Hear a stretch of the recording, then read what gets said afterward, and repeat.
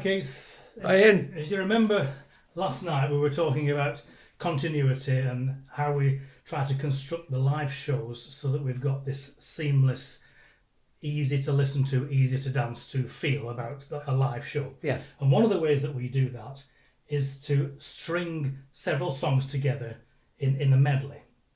Now, if it's done correctly, the audience won't notice it. You will just glide effortlessly from one song to the next, and they'll still be dancing, they'll still be enjoying it, and the little bell of recognition will appear in their heads and think, wow, I know this one as well, I'll stay dancing. And then you do the next one.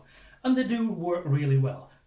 Obviously, the tricky bit is behind the scenes and all the homework that you've gone into it beforehand, working out how can we do this so that we can keep it all synchronized together, nobody falls down, and it all works. So I just wanted to show you how I work on the synthesizer side of the melody business in stringing three songs together. Let me just give you an example. On the Four Tops type number Reach Out I'll Be There, I've constructed the keyboards in such a way that it's a fairly simple layout. I've got that little pan pipe in the top up here, which is, and I've got the softer strings in the bottom.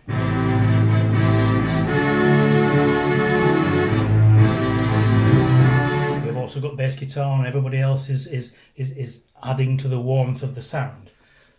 I wanted to link that song, which is in B major, to another song, Tears of a Clown, which sounds completely different.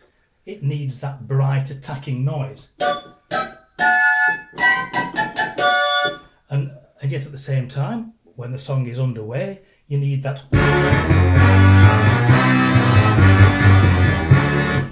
Okay, that's fine. After that song, I wanted to link into this next one, which is quite complicated to do, really. It's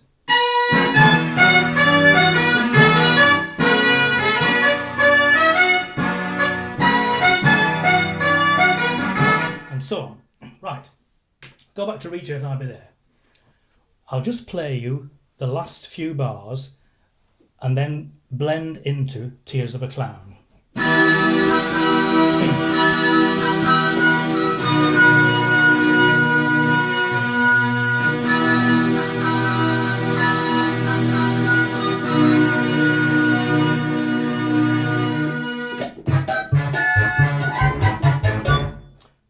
Key to it is changing this tab. On these positions, on this particular synthesizer, I can store set sounds, so that when I've worked out the composition of the keyboard bed, I can store it for posterity in one of, in actual fact, 99 locations. I've arranged them for convenience to be numerically one after the other, so that when I'm playing live, I just sequentially go one after the other. They can be all over the place. For instance, Reach Out is actually in location number 50, Tears of a Clown is in 49, and Move On Up is in 48. So they're actually counting down, although I'm playing them in the reverse order. Doesn't matter at all. I've just arranged it so that I know where these tabs are and it makes sense to me personally to play it. Now, I'll not go into immense detail of how I've constructed the keyboards for each one, but I will do one of them, which is Move On Up. It's got that strong brass driving sound, which is,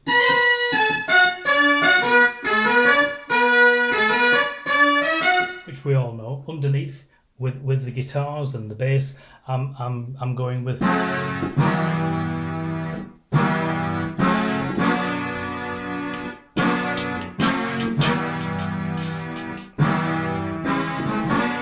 And then there's a little violin section. So up here,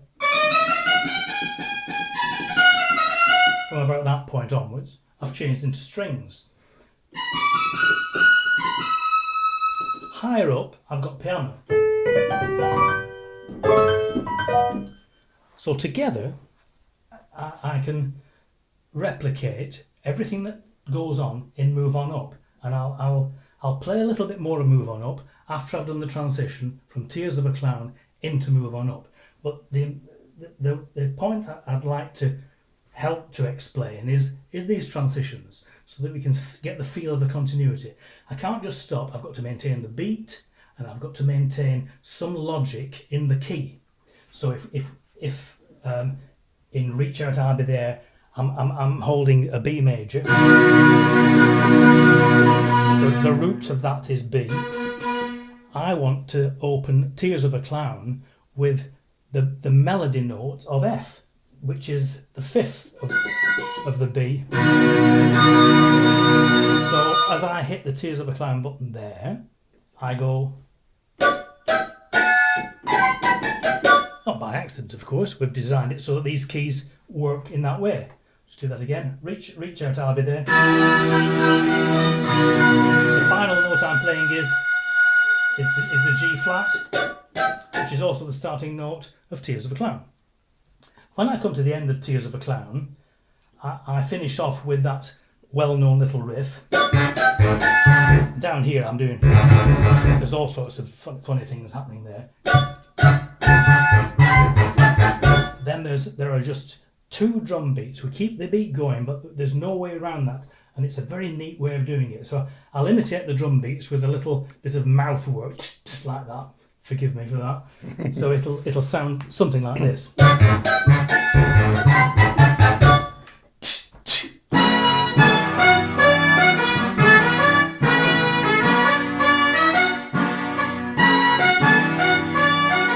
And so, okay, right. We'll try it from nearer the start of the song.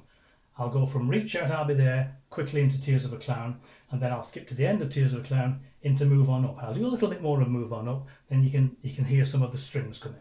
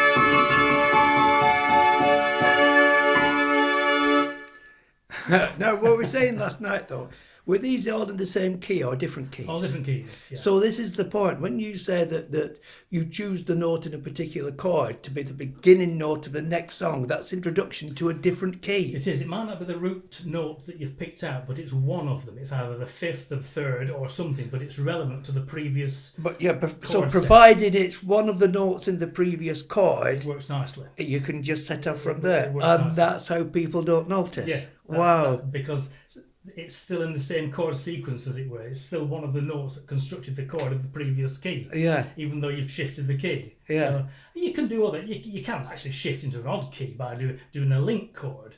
But on this particular medley, it worked quite well like that. Brilliant. So, Just play us out on something then, okay? Thanks. Okay. What shall we go out on? Oh, whatever you like. Here, The Love I Lost? why There's not? a soft end to it all. Well, it's a isn't story of your life it? Yes, too. it is. Yes, it's absolutely right. Yes.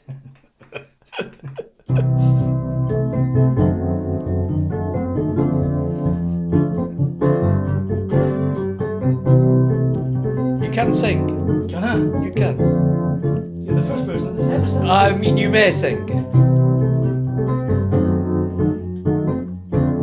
There's a little bell coming in now. Look at that. How does he do that?